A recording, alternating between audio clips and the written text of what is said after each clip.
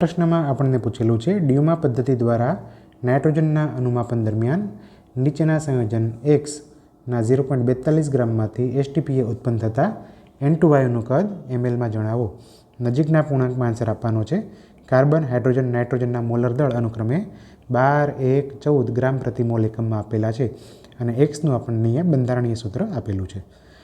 તો ડ્યુમા પદ્ધતિ દ્વારા આપણે જોઈએ કે N2 નાઇટ્રોજનનું અનુમાપન કઈ રીતે થઈ શકે.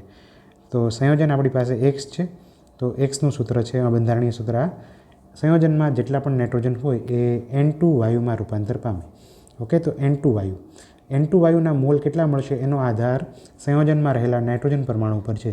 તો સંયોજન એક્સમાં આ 2 નાઇટ્રોજન પરમાણુ છે, તો 2 નાઇટ્રોજન પરમાણુથી N2નો 1 મોલ મળશે. તો અહીંયા N2ના કેટલા મોલ મળશે? 1.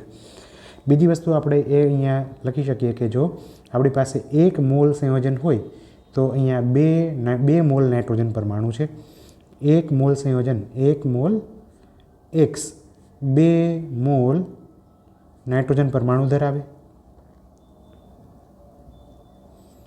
અને એ જ રીતે 1 mall N2 2 mall N2 nitrogen પરમાણુ ધરાવે. 1 મોલ N2 2 મોલ નાઇટ્રોજન પરમાણુ ધરાવે. અને આવું હોવું જ જોઈએ કેમ કે ડ્યુમા પદ્ધતિમાં અહીંયા N2 પરમાણુ જે નિપજમાં મળે છે એ કેટલા હશે? જેટલા પ્રક્રિયકમાં હોય એટલા જ હોય. એટલે કે નિપજમાં મળતા નાઇટ્રોજન પરમાણુના મોલ અને પ્રક્રિયકમાં રહેલા નાઇટ્રોજન પરમાણુના મોલ સમાન થાય. તો આપણે અહીંયા એમ પણ લખી શકીએ કે પ્રક્રિયકમાં રહેલ નાઇટ્રોજન પરમાણુના મોલ બરાબર નિપજોમાં રહેલ નાઇટ્રોજન પરમાણુના મોલ. ઓકે, તો પ્રક્રિયકનો જો આપણી પાસે 1 મોલ હશે એના ડબલ નાઇટ્રોજન પરમાણુ હશે. અને આપણે માની લઈએ કે પ્રક્રિયકના કેટલા છે? N મોલ છે. તો N મોલ એક્સ એના ડબલ ગુણ્યા 2 કરશું તો શું મળશે? નાઇટ્રોજન પરમાણુના મોલ મળશે. અને નિપજમાં પણ જો N2ના કેટલા N મોલ હોય તો એનાથી ડબલ નાઇટ્રોજન પરમાણુના મોલ મળશે. ઓકે, તો આપણને જો ગમે તેમ કરીને અહીંયા પ્રક્રિયકના મોલ મળી જાય તો આપણને અહીંયા N2ના મોલ છે મળી જશે. ઓકે, કેલ્ક્યુલેશનમાંથી આ 2 તો કેન્સલ થઈ જશે બંને સાઈડથી. હવે અહીંયા પ્રક્રિયકનું આપણને દળ આપેલું છે બરાબર, એ આઈ થિંક 4.42 યસ 4.42 ગ્રામ આપેલું છે. દળ આપેલું છે, મોલ શોધવાના છે તો મોલર દળ છે એ આપણને જોશે. એના માટે આપણને અહીંયા શું સ્ટ્રક્ચર આપેલું છે, તો સ્ટ્રક્ચર ઉપરથી આપણે એનું અણુસૂત્ર બનાવશું.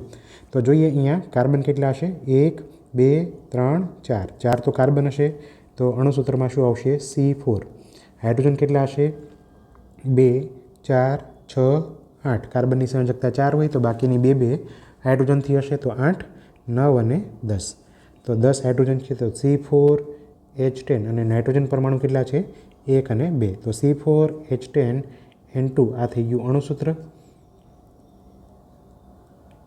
અને મોલર દળ કેટલું હશે? 4 ગુણ્યા કાર્બનનો પરમાણુ ભાર 12 વત્તા 10 1 હાઇડ્રોજન ગુણ્યા હાઇડ્રોજનનો પરમાણુ ભાર 10 હાઇડ્રોજન ગુણ્યા હાઇડ્રોજનનો પરમાણુ ભાર 1 વત્તા 2 નાઇટ્રોજન ગુણ્યા નાઇટ્રોજનનો પરમાણુ ભાર 14. ઓકે, તો 12 ગુણ્યા 4 48 ને 10 58 ને 28 86 બરાબર. તો મોલર દળ કેટલું આવશે? 86 ગ્રામ પ્રતિ મોલ. અને દળ આપણને પહેલેથી જ આપેલું છે 0.42 ગ્રામ. તો બધું આપણે આ ઇક્વેશનમાં મૂકીએ તો આપણને શું મળશે? N2ના મોલ. N2ના મોલ કેટલા આવશે? દળ 0.42 ભાગ્યા મોલર દળ 86. તો આપણને N2ના મોલ મળી ગયા. મોલ ઉપરથી આપણે હવે કદ શોધી શકીએ. મોલ બરાબર કદ લીટરમાં છેદમાં 22.4. ઓકે, તો કદ લીટરમાં એને આપણે સૂત્ર કરતાં બનાવીએ તો શું આવશે? આ મોલ ગુણ્યા 22.4 અહીંયા ગુણાશે તો કદ લીટરમાં સૂત્ર કરતાં બની જાય. તો મોલ ગુણ્યા 22.4. ઓકે, તો મોલ કેટલા છે? 0.42 ભાગ્યા 86 ગુણ્યા 22.4.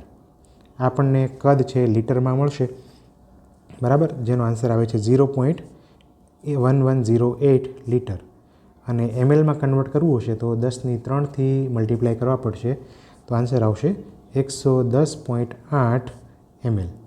બરાબર. તો એનો જે નજીકનો પૂર્ણાંક હશે એ કેટલો હશે? 109. ઓકે, તો 109 છે આપણો આન્સર છે. એમએલમાં કદ કેટલું આવશે?